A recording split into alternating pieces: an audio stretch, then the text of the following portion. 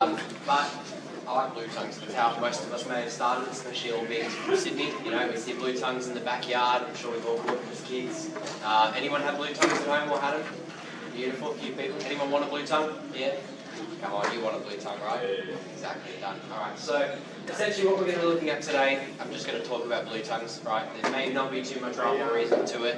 I've got a bunch of blueies here for you to see. I've got some bluey books as well. I've got some blueies in jars as well. So a little bit of everything today. If there's questions throughout, just pop your hands up. But just full disclosure, I'm not the biggest blue tongue expert in the world. If you want to know who that is, go talk to Glenn Shea or somebody like that, because they'll be, I mean, that's what most of the research is done based on. So how many blue tongues are there? This is sort of like the whole debate of it all. So we're just looking at Tiliqua tonight. So that's the genus of blue tongues and shinglebacks. So no pink tongues, no she-oaks, nothing like that, cunninghams or anything like that. So according to the list that's on this website over here, which has compiled a lot of stuff, pretty much through all the records of what's sort of the general consensus over the years. So in terms of Australia, we've got our northerns, easterns, blotchies, westerns, centralians, shinglebacks, and then also our pygmies or our Adelaides. And then Indonesia, I've just put 4 up on there.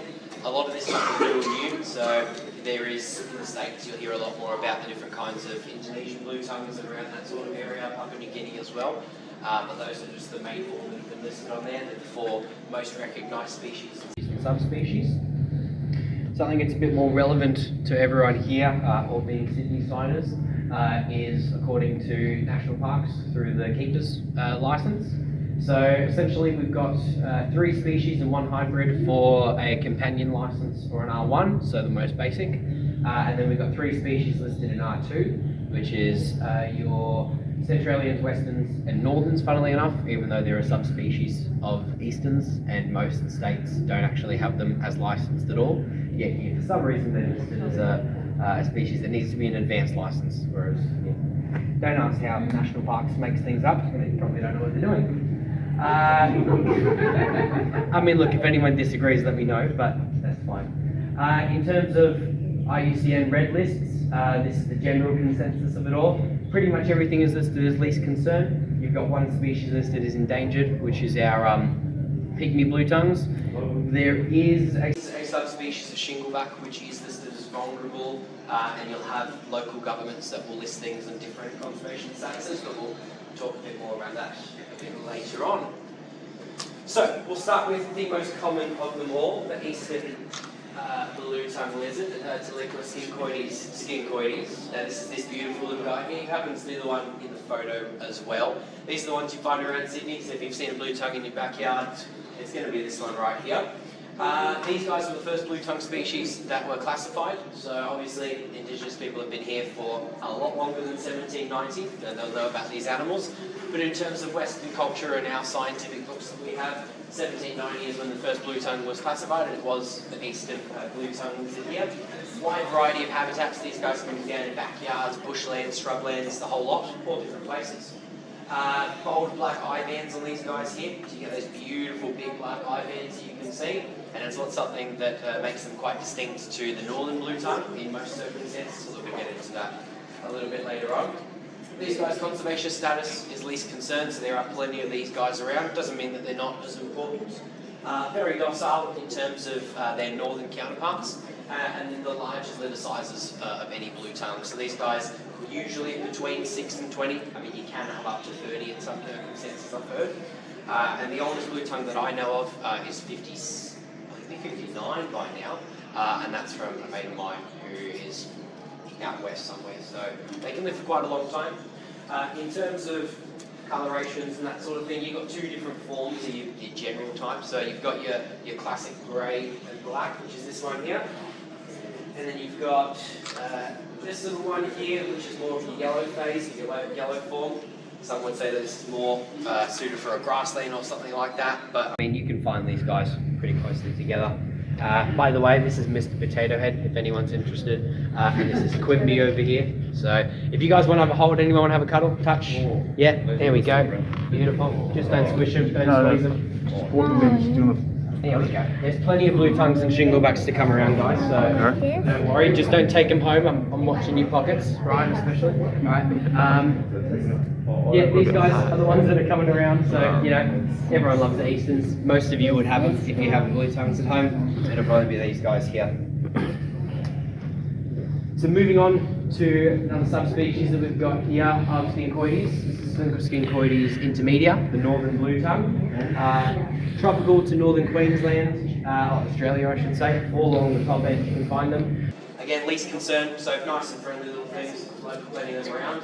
A lot longer and slender body than you find on your Easterns. And typically don't have that eye band, or if they do, it's going to be a lot less distinct. As you can see with the Easterns coming around, not so much. Find which one's got my northern in it. Yeah. I have a lot of blueies here today because I love them. This would be Grandine.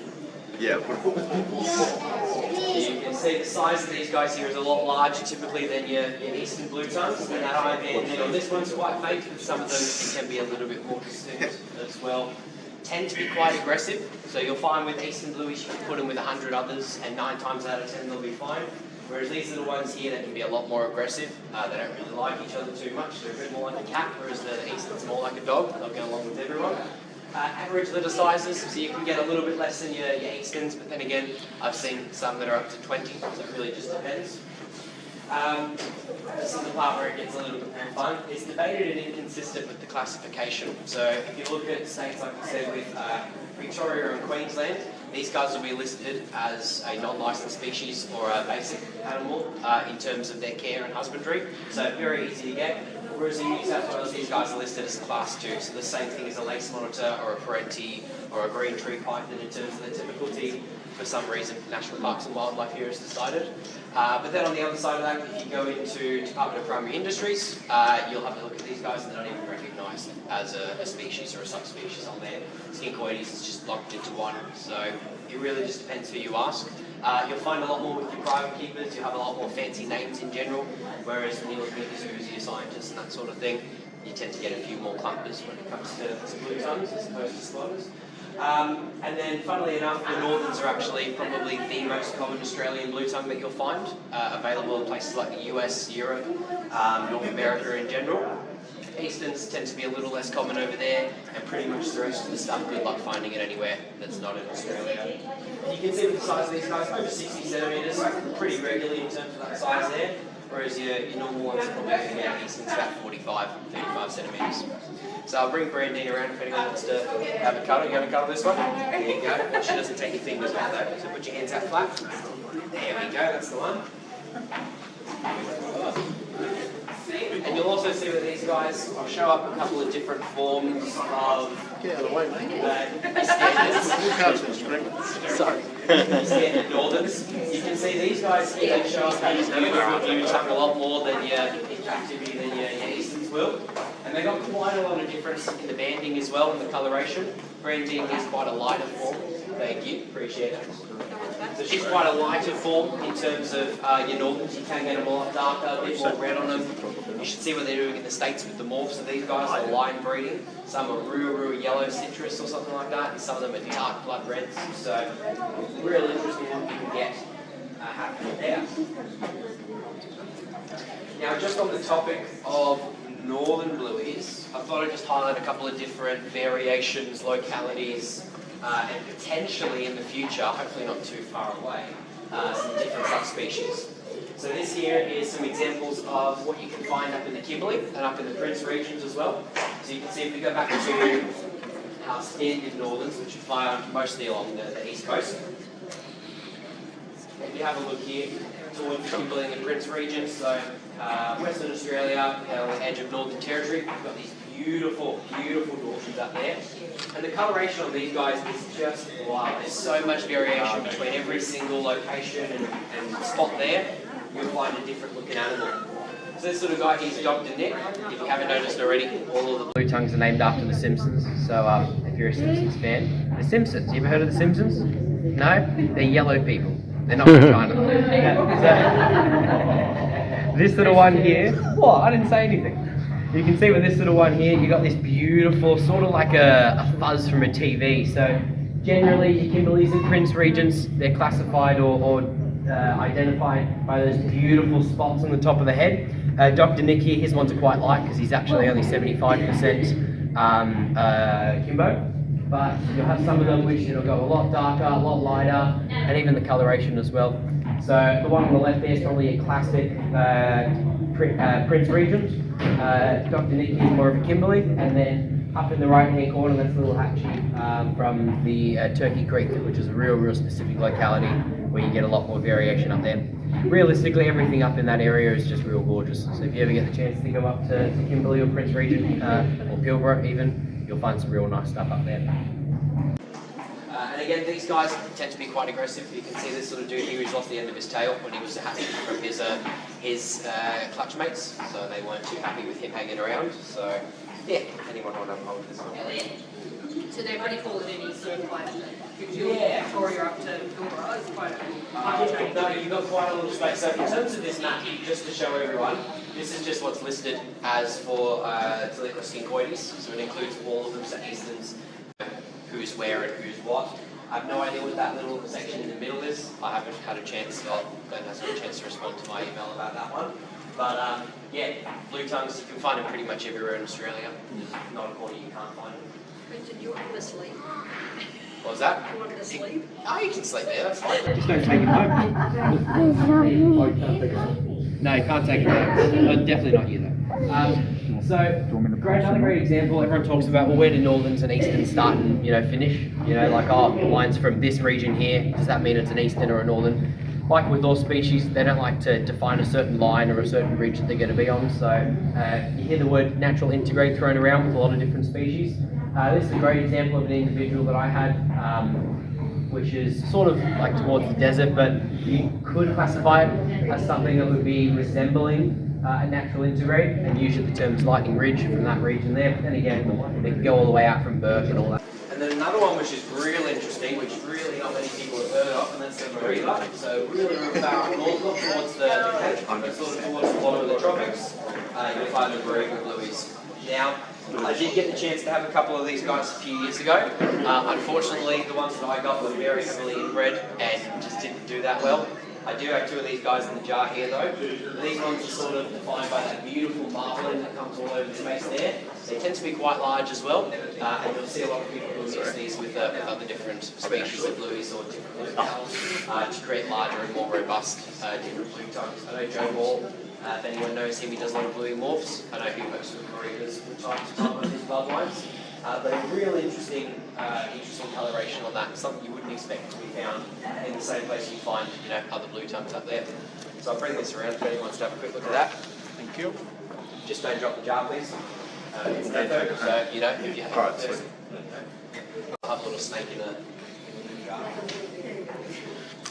So that's it for some queries in terms of Australia. We'll move on to our most genetically distinct of the true blueies, that we call them true blues, and that is our blotchies. Anyone got any blotchies at home? No. Yeah. No? After You tonight, do want them, but I've got to make sure these ones don't get missing tonight. maybe tonight it will. My pockets are quite deep. Heated. And heated. Well, speaking about heated, these guys here, they are the coldest of the blue tongues. So, cold alpine forests and those colder regions as well. Least concern conservation status, same in New South Wales as well.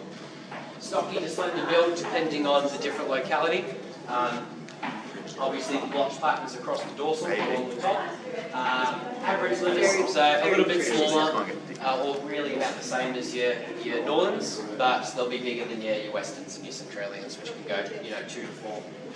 And again, these guys are the most genetically distinct of all the true blue tongues. So it might sound weird, but a shingleback is more closely related to an eastern blue tongue than an eastern blue tongue is to a blotchy, which is really interesting. So even though you see quite regularly, and even with national parks, they list the hybridisation of blotchies and easterns as something that is recognised. With these guys here, they are quite distinct. Is that an alpine one or a low base? Yes. So There's sort of three main ones that I'll be talking to tonight. There is a lot more different kinds that you'll hear talking about. The most common one is the alpines within New South Wales, I should say. So if you see a blue tongue for sale here, you're usually going to find an alpine because that's where they're originally from. And they, as you can imagine, they go along the Great Dividing Range down south. They like it nice and cold. These guys tend to be a lot more longer and slender than some of your other blotchy locales. In Sydney you can find ones with beautiful red on the top and a bit of pink even as well, and orange too. This one here is just a standard orange, bit faded out, but you can get a lot of variation if you look nice and close. I did have a pink one for a couple of years, which was nice till I moved it on, but real just a nice fluoro pink on the top. I'll bring this one around. Yes. Nice little blotchy. So that's the alpines, like I said, the most common you'll find in New South Wales for sale. And then you've got your lowlands. So your lowlands are a little bit smaller, and if you can believe it, those four are actually all siblings, so they're all from the same litter. A lot of variation in these guys, a lot smaller. And if you go to places like South Australia or Victoria, you'll find these guys pretty abundant within the pet trade there. I do have one little lowland here today, I believe, somewhere. I should have labelled these bags, that would have been much smarter. Really? Yeah, I've got too many to No comment. Now this little one here, this is Hans Moleman. He's just a standard little lowland blotchy, so you can see this little one here. These ones here, I would reckon, between all the different localities of blue tongues, have the most distinction. These guys here, in fact, Hans is actually a little bit older than this guy over here. Now, if you tell me these are the same species and that there's nothing different between them, I would beg to differ, very much so. It really just has to go with who's going to do the genetic work, who's going to work on it, who's going to publish it, and who's going to recognise it. So if we can't even figure out the difference between Easterns and Northerns, then maybe we can figure out the blotches. So quite a bit of size difference there. You can find it from that light grey all down to that sort of yellowish tinge, all the way down to the brown there as well. And they're just adorable little things. These guys, they can tolerate the cold as well, but I feel these guys can do a little bit more too. Hold this little one. Yeah, just don't squish it. So you've got your alpines, your lowlands, and then another one here which is real special, you might have heard of them before, the Tasmanian-blotched-blue-tongue. So these guys here, the only Tiliqua species on the island of New Zealand. These guys here, again, a little bit smaller than your lowlands on average. Usually you can tell them apart from lowland from that sort of reddish colour to the top of the head, a bit more of a green olive sort of colour to the rest of the body. Some of them can get quite large, like the one there at the sanctuary. And then some of them can be a bit smaller. I've also noticed with a few specimens that I've had in the past, the tongue tends to be not as blue, which could be a result of, Tasmanian devils not caring what colour the tongue is, or, your thylacines not caring too much back in the day. But not a species you see too often here. As you may or may not know, on Tasmania you can't export or import any animals from there, let alone from overseas. So whatever's here basically is here within the mainland. These are two little Tassie blotchies that I got a couple of years ago. Actually got them dead. Can you believe it? Isn't that weird? Yeah, dead. No, not run over by a car. No, these ones, I'm not sure what happened to them. They're just sleeping, so you don't have to worry about them. They're just having a bath. No, they're not alive. They're not alive. They're just having a little swim. So yeah, you can see that one. Again, those ones aren't full size, full disclosure. They're like the Maribas, they're probably about half the size. But still real pretty. You can see a bit more of that reddish colour to them. And I find that the blotches on them tend to be a lot more uniform in the shape, as opposed to your lowlands, which can be a little bit more patchy in how that goes. Oh. Moving into So this is the lowland. Lowland, yeah. That's the bit And that's that's, like. yeah. These guys are an R2 species here in New South Wales, so an advanced species. Arid habitat, they're found in towards the rest of Australia, funnily enough. North. They're listed as vulnerable in New South Wales by the department. Least concern is international, so take it as a grain of salt. As you can see, their range within New South Wales is quite limited, so to be fair, the population would be a bit more vulnerable to any sort of change that could happen. Short and stubby body comparative to most of the other blues we've seen so far. you'll find with these guys again that dark black bold eye band, and you'll see these thick contrasting black bands on the back of them. Relatively small litters, you'll find anywhere from 2 to 6 per litter, so not too large in terms of how many there are. Oh, PowerPoint. There we go, we're back. So that's your westerns. Now, in terms of your westerns, it doesn't get talked too much about just because they are a bit more of a niche species to keep. This is sort of the 3 sort of colour variations you'll see kept in captivity or out in the wild, I should say. You've got your white, which is a bit more pretty. They go for a bit more. The one that Joel's taken a photo of there, a bit more of a brown sort of colour. And then for the Museum Victoria, a bit more of a yellow tinge to them. These guys here, I have seen a bit of a size difference. The white ones do tend to get a little bit chunkier. The other two tend to be a bit smaller as well. So what I'll do is I'll bring out some westerns. These guys are quite cool. We've got an adult and a sub-adult. Hiding somewhere in here, I'm sure. Well, everyone will have one. Exactly. I told you everyone you like blue tongues. I got blue tongues for you.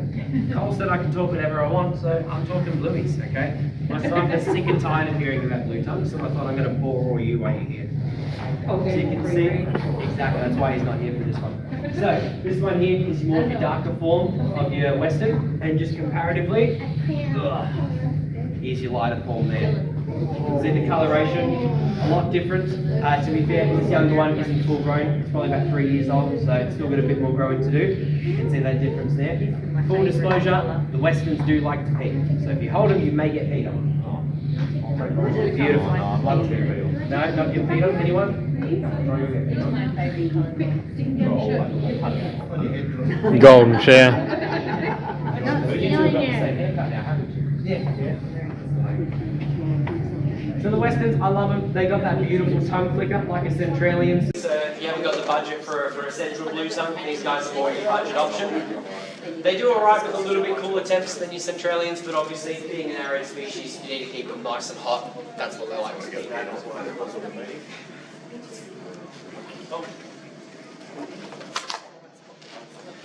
And then arguably, probably the most Tiliqua multifasciata. These guys here again, an arid habitat. As you can imagine, being a central blue tongue, they're going to be found right smack bang in the middle. Again, listed as vulnerable in New South Wales, but they're least concerned internationally. And again, their range in New South Wales is really right up in the top hand corner, so you're not going to find them much else. Short stubby bodies, these guys are a lot smaller. Besides our pygmy blue tongue, they're probably the smallest species that you'll find. Again, that dark, bold eye banding, and then what distinguishes them if you're having trouble between the westerns and the Centralians is those black banding on the westerns, which is absent in the Centralians. And again, small litters, you'll have anywhere from 2 to 4, possibly even 5 or 6 I've seen, but they tend to be a lot smaller. Which one there? That's an alpine blotchy.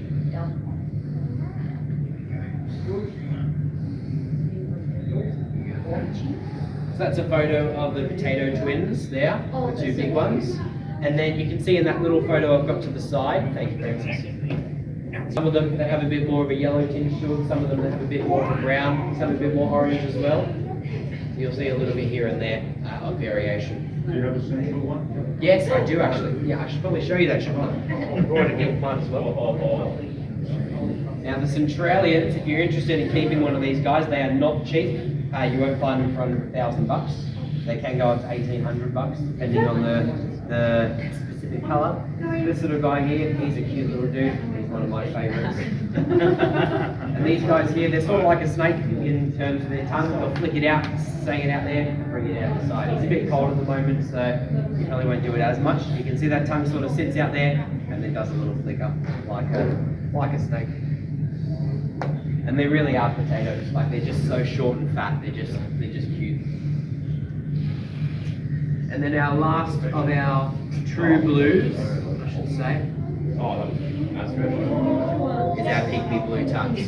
Now, unfortunately, I do not have a pygmy blue tongue. One day maybe. We'll see how we go. So, Tiliqua adelaidensis, sorry. The smallest of the Tiliqua species, as you can imagine. These guys are endemic only to South Australia, so you're not going to find them anywhere else. I told you, peas. There you go, right on you, Troy. Love it. Thanks. My present to you, mate. He held it in too. Exactly. So these guys they're only found in the area of Bora. So beautiful little grasslands out there in South Australia. I'm still yet to visit there one day. These guys are listed as endangered species.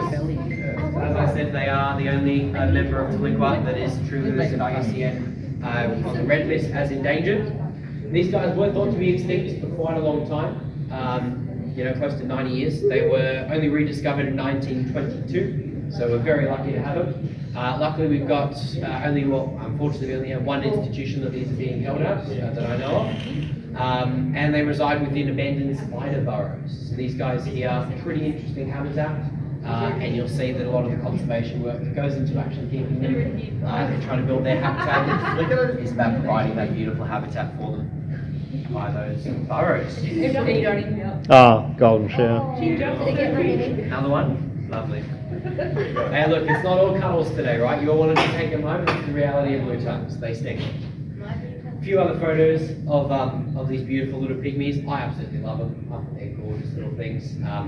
Again, you wouldn't think of them as a true blue tongue, but again, they are gorgeous little things. And funnily enough, that is more closely related to the one in your hand than I'm watching. That one over there is the most distinct, even with that tiny little thing, only get to a couple of centimetres. So, I'm not sure if you said it, but how hard is it to acquire those? well, there's only one institution in the world that has them. So it's only... Reasonably difficult. Yeah, no, nobody's got them. Let alone private keepers, even zoos haven't got them. So South Australian government keeps a tight knit and all of that, how it goes. So yeah, that's not going to happen anytime soon. But one day, who knows, maybe in another 100 years, we'll have a couple running around for sale at the expo. We'll find them by then. Exactly. Exactly. So, before I do talk about shinglebacks, anyone got any questions about blue tongues for the time being? Do you want to put that one away? Yeah, might as well. You're cutting? There's plenty of Exactly. Exactly. Any questions so far? No? Beautiful. Means I'm doing a good job, but you're all asleep. One of the two. Alright. Shingleback lizards. Who's got shingles? The lizard, not the disease. I don't know. Oh, you were going to put your hand up. So shingleback lizards, that's what we call them here in Sydney, but they have a lot of different common names. You'll get shingleback, bobtail lizards, stumpy tails, sleepy lizards, pine cones, bog eyes, stinky lizards, acorn lizards, and about 5 or 6 other names, I'm sure. For a long time, and listed in most of your governments, will list them as the singular species, Tiliqua rugosa.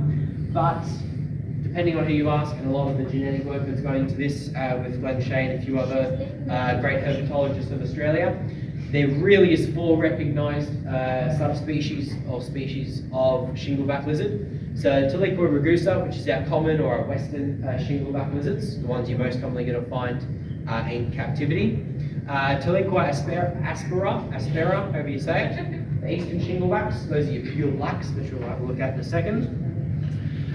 You've got your Kanoe, or however you say it, Kanobe, however. They're your Rottnest Island shinglebacks, real gorgeous, and those are the ones that are listed as vulnerable. So pretty special little creatures. And then you've got Tiliqua pilara, which is your northern or your Shark Bay shingleback lizards over there. And again, that's all debated. Some people will say it's 2, 3, 1, 4. Really just depends on who you are talking to. In terms of forms, because most of that really doesn't make sense to us keepers. I mean, we've only got the one listed on our license. So if you want to know what you got at home or what you're looking at getting, your most common, your most classic is your black and golds. Another one for you, Troy. I know. You. Must be good luck. Exactly. You'll have a shower at the end of the night. You must smell like something that needs love. Exactly. Yeah, probably smells of snakes on you. Thank you. So, we'll go back to it. The black and gold is your most common in terms of the varieties. I say black and gold, you can get some that are black and brown or golden brown or whatever it might be. I've got one of these little guys over here. And the variation in colour of how much black and gold they've actually got varies quite a bit. This little guy, he's been woken up from brumation today, so he is not happy with me at all. So you can tell why they called it the sleepy lizard. Obviously, we all know why they called it shingleback. That's like a shingle, the two-headed lizard as well, famously known for that as well. These guys here, the most common you're going to find in the hobby, especially here in New South Wales. They all do pretty well with humans. Make it look like one of the old times. It's also called a pine cone lizard. Exactly, I don't think I put that on my Don't give it to my Troy. line, but there is a lot of different names for them. Arguably, you could say probably the most common names of any Australian animal. Now, the other one you're going to get your Aspera, wherever you say it, is your pure blacks. These ones here, gorgeous, stunning creatures. A bit larger heads. You'll see that their tails tend to be a lot more rounded than your other species. The sexual dimorphism is a lot easier to tell on these guys here. Don't have any black and golds that aren't. Don't have any pure blacks that are in not in shed or in brumation at the moment, so didn't bring any of those along today. But again, you can find them semi-regularly within the hobby. Nice little ones. Now, the piece de resistance, the creme de la creme, everyone loves them, everyone knows them. That's the Goldfields shinglebacks. They are absolutely stunning. This one here is one of our girls at home. I was going to bring her along. Unfortunately, she is in deep shed, so she is more of a pink colour at the moment, and don't want to disturb her because hopefully we've got bubs inside, hopefully 2 babies or 3.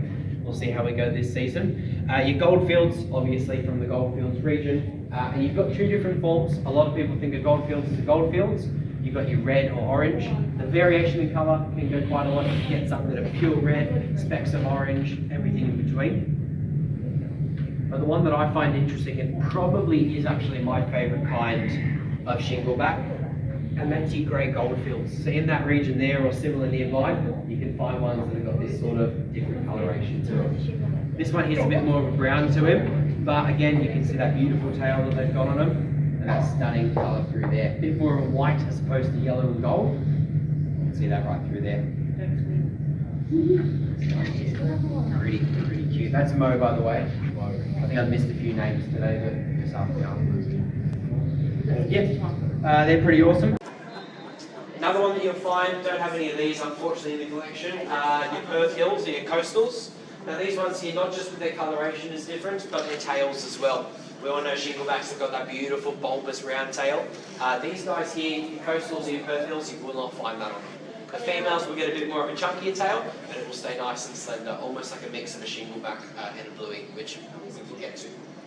But yeah, obviously around coastal areas down south, around Perth, and you'll find these guys to a bit more white colour, a bit orange in their as well. Another one that's real great to see is the Rottnest Island shingleback.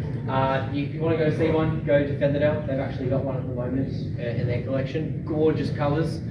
You'll see a bit more of a sort of an olive green colour to them. A bit smaller species in terms of their size as well. And obviously found on Rottnest Island with the quokkas. I absolutely love them. I think they're stunning, but don't know if it's real that possible to get them in New South Wales at least. And then your shark bays, it's a species that I'm, to be honest, not too familiar with. This is what comes up when you search up shark bay shingleback lizard. Yeah, don't really have too much to talk about those guys there. I'm sure somebody in the room might know, or if you want to know more about them, just ask them to show you. And to those people who aren't too sure about the different kinds of shinglebacks, if there's 1, 3, 2, 4, this is a photo that I found on the internet of a couple of different species. Anyone, or colour morphs or whatever you might call it, anyone tell me, any you might know, if anyone's been listening? Shingleback. 5 stars, there we go, beautiful, that's a whole done, down the drain. There we go, you can't do it again, it's not funny when you do it. So you've got your standard black and gold on there, you got your Rottnest Island, probably another black and gold towards the side there, and then what you may call a low quality Goldfields on the right hand side there. Still a pretty animal, just not as pretty as our girl back home. While I was looking on the internet for some photos for today, I also went through and found a few other weird looking shinglebacks, which don't really fit in any of those categories.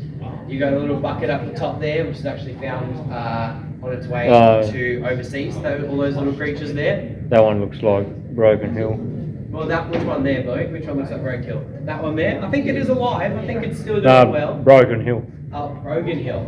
Yeah. Yeah, a bit past there. Yeah, and again, that's just your main standing four that you'll find within the area. Anyone know what that bottom left one is? Anyone? That's a plush toy, that one, by the way. Yeah, not a real one. I don't know if they've nailed the shingleback plush toy, but you got it at home? Look any decent? Oh, yeah, it's good. It's surprised. It's worth getting. I've got a better shot. I'll just stick to the real ones, I reckon. That's probably my favourite. Now, if you know me, you know a few things. One of the things is that I have a very special lizard, which is probably one of my favourites in the world. Now, this little creature here is what some of you may or may not have been waiting for. Now, I have gone with the name that's been told to me by a few people, and a few others have not liked the name itself, but I don't really care. When you own one, you can name it whatever you'd like.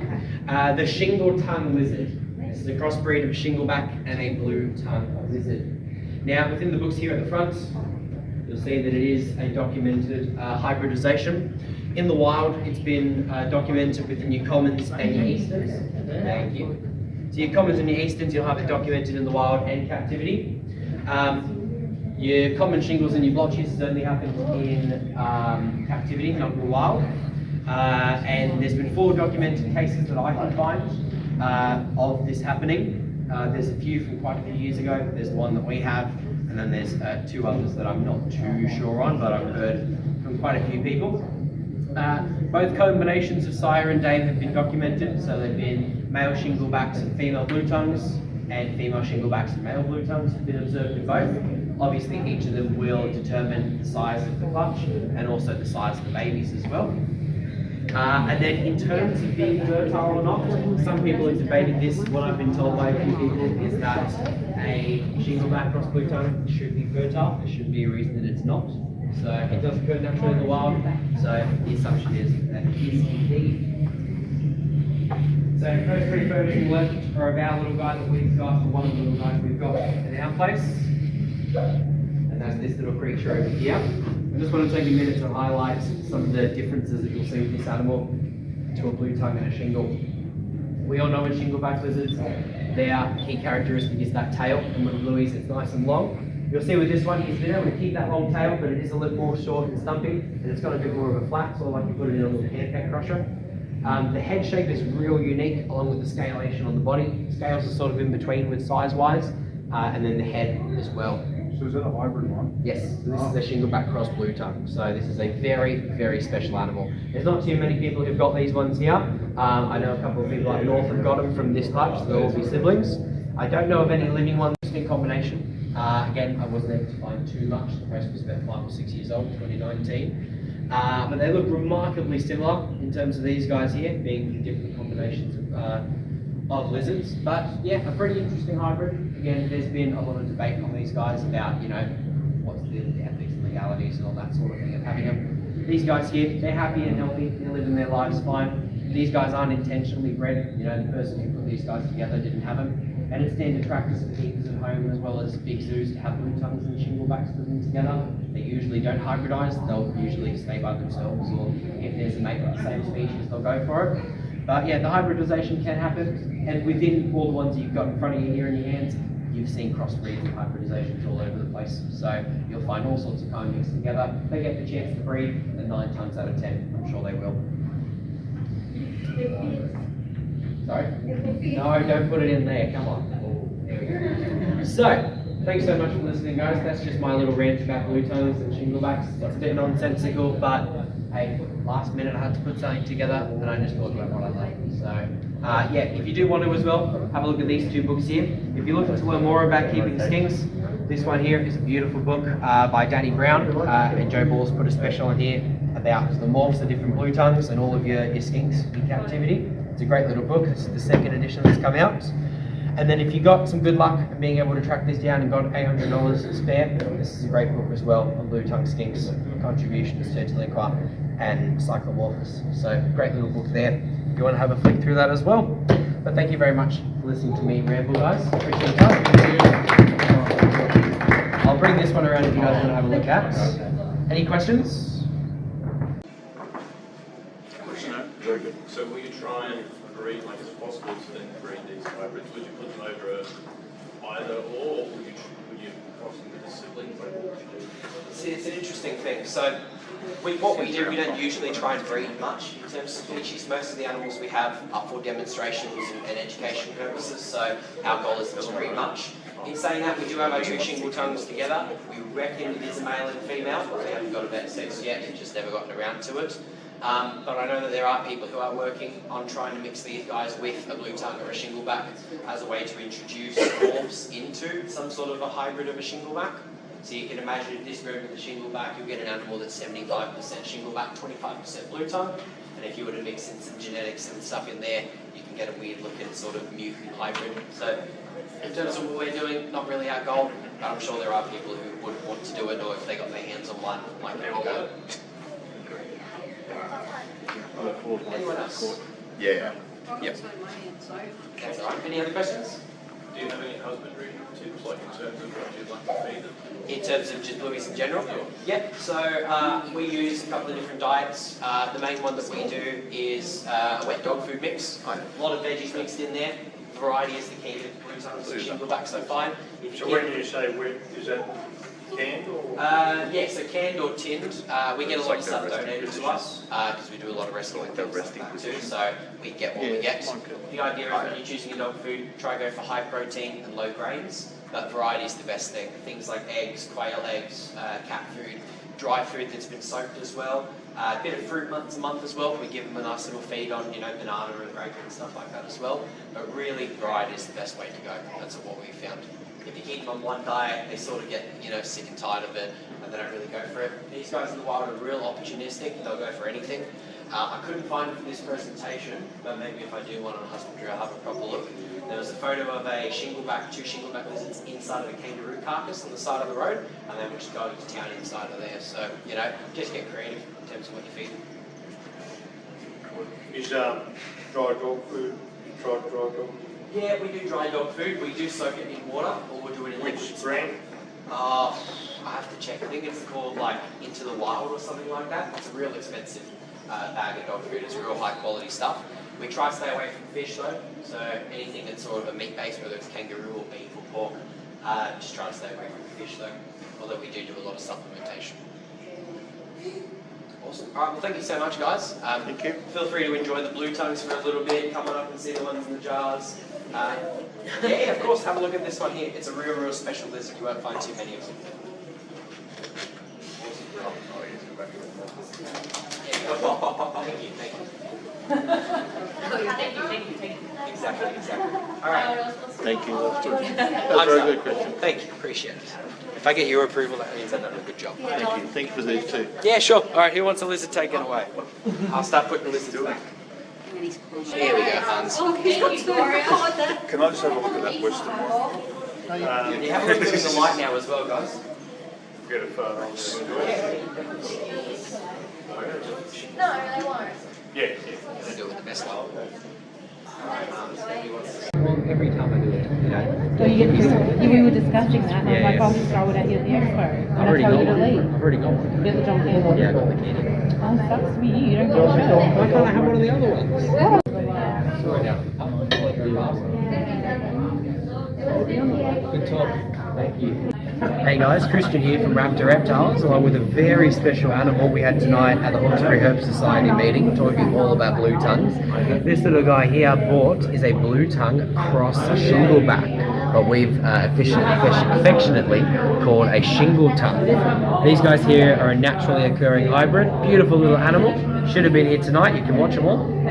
So this is at the Hawkesbury Herp Society. Exactly, yeah, we did. And what kind of blue tongue is it? So this is a shingleback cross blue tongue. So it's a Is that hybrid. so? That's the Western blue tongue. Yeah, no, this is a Eastern blue tongue Eastern. mixed with a probably an Asper shingleback. Oh right, yeah. Yeah, so an Eastern shingleback. So a common. So how many were in the litter and all that? Do you know? So I believe there was about 12 in the litter of these guys here. So it was a female blue tongue and a male shingleback. Yeah. We've got 2 of them here with us at Raptor Reptiles. The other ones are all over the country with other big institutions. So shingle tongue. Shingle tongue is what we've called it. Some people don't like the name, some people do. But you know what? When you have one, you can call it what you like. That's it. Yeah. Thanks. No No worries. Thanks, Christian.